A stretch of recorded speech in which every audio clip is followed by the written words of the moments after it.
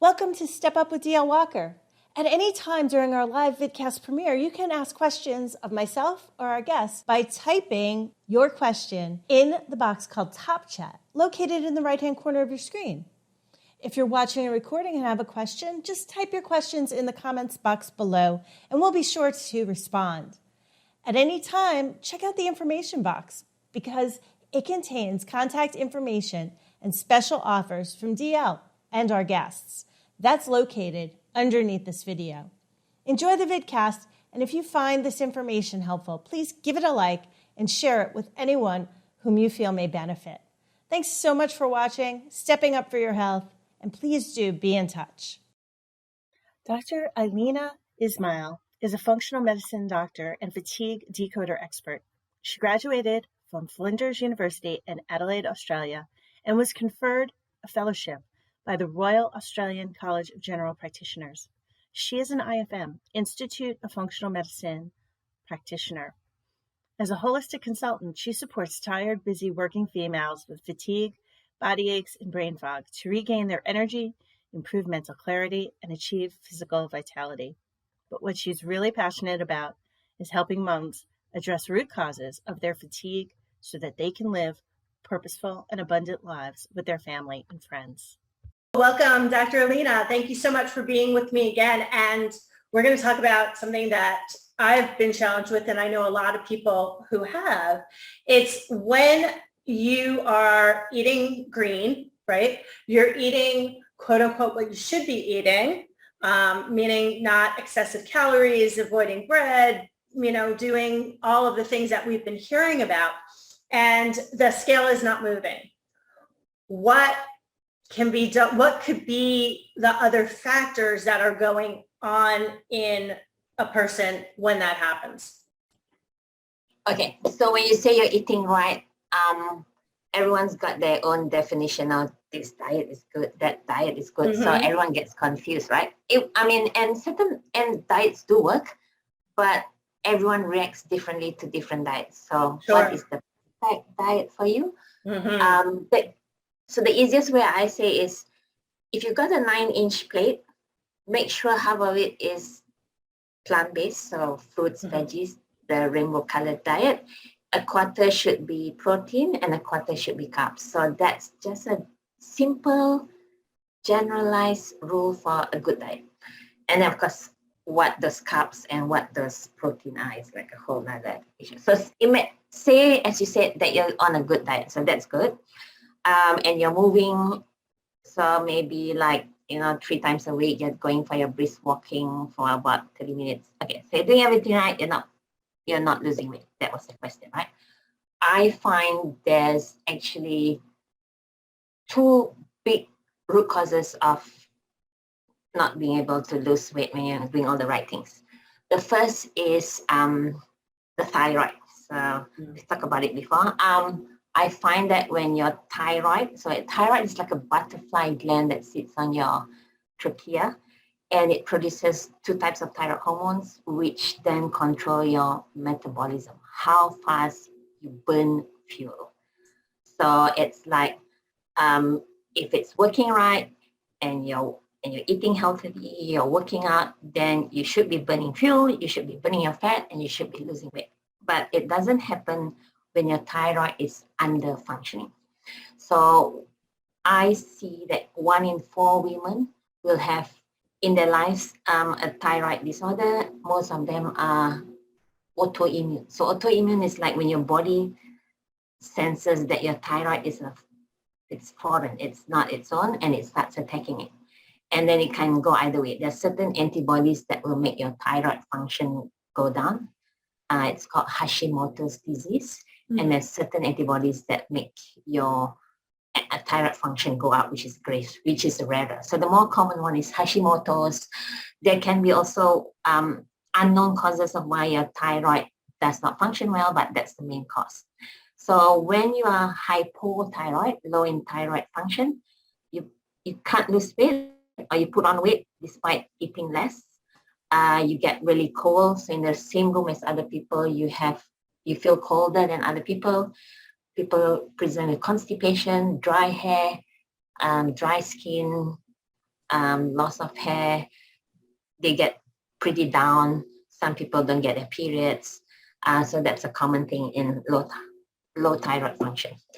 So then we got to address that. Because as long as you don't address the hypothyroidism, you can exercise as much as you want, eat as healthily, or as I said, you don't eat that much, but you won't lose. Okay, you will gain. The second big one will be insulin resistance. So a lot of people go to their doctors and the doctors say, oh, your sugar's fine. You don't have diabetes, which is good. But insulin resistance is one step before that. It's like, I like to use diagrams. Maybe I can share the slide later on. You can share if you want. You can share your screen. I like to draw things, so hopefully this makes sense. It's a bit of a busy slide, but it tells you about the second cause of when you're doing things right, you're eating healthily, you're exercising, but you're not losing weight. So look at number one, which is on the top left corner. We eat, right? So our gut is the only place we can stuff in things into our body.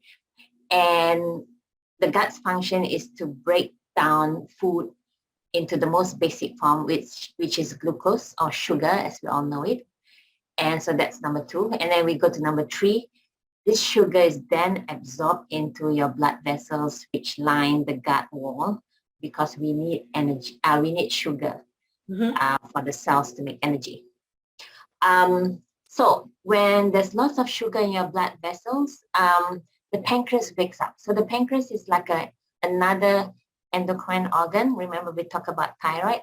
This is the pancreas. It sits like in your back wall of your abdomen, and it wakes up and it says, "Oh, there's lots of sugar in your blood vessels. Let's make some insulin." So insulin is another hormone. Hormones are basically messengers. Hormones tell your cells to do things. Like the thyroid tells your cells to burn fuel. Insulin, what it does is it tells the cell, so in number 6, that's a depiction of a cell, it tells the cell, hey, there's lots of sugar in the blood, go get it and make energy. So the cell will take the sugar and make energy. The problem is some people get insulin resistance. What's insulin resistance? The cells become stubborn. They don't want to listen to insulin. They said, nah, I'm not taking up any sugar. I'm not doing that. So the sugar keeps lying around in your blood vessels. The pancreas says, oh, there's still lots of sugar. Maybe she's eating more, produces more insulin. And the cells don't listen. They don't take up the sugar. So there's lots of sugar lying around. So it becomes a vicious circle. More sugar, pancreas produces more insulin, cells don't want to listen, there's still more sugar. So if this keeps happening over years, the pancreas suddenly gets tired. It starts to fail. So if we don't address this insulin resistance, that's when you'll get diabetes, because the pancreas no longer can produce insulin when your body needs it.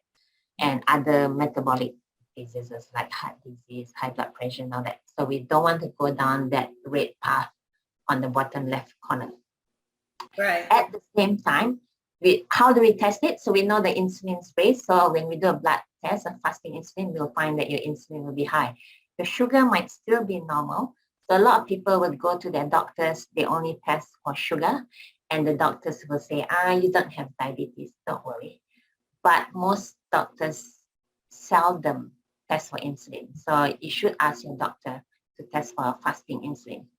So going back to then, number 6, if the cell's not taking up the sugar to make energy, number 8, what happens? You get tired, right? So that's why a lot of people who can't lose weight, they also present with fatigue because there's just no energy. Right. And imagine, so that's the bottom right arrow, red arrow. And imagine all this sugar lying around in your blood and no one's taking it out. What happens? It converts to fat. So that's the top right corner, the red arrow. And that's when you start putting on weight. You can't lose weight. You're eating healthily. The body's breaking it up to sugar, but your cells are not the sugar to make energy. So that's basically the physiology or the mechanism of insulin resistance. And there are ways to combat it once you know if you've got it. A symptom, obviously, of insulin resistance would be obviously, not being able to release weight as well as fatigue. Yep. And I understand that you're doing a special presentation for some folks coming up about fatigue. So why don't you tell us about that in the last few minutes? Okay, so I call myself as a fatigue decoder. I find that a lot of people present with fatigue. There are so many different root causes. We just touched on one. So the name of my challenge, which I'm going to launch on the 23rd of January in Australia, I'm in Melbourne, will be from exhausted to energized in 5 days. Insider knowledge that your own doctor forgot to mention. So that's the title of my challenge. Excellent. Excellent. And, nowadays, our doctors, like you said, when you go to a allopathic doctor, root cause is not really their specialty. So if you're not getting better and you're not achieving the goals that you want to achieve. So if releasing weight is a goal of yours, to have more energy is a goal of yours, then you really need to address the root cause.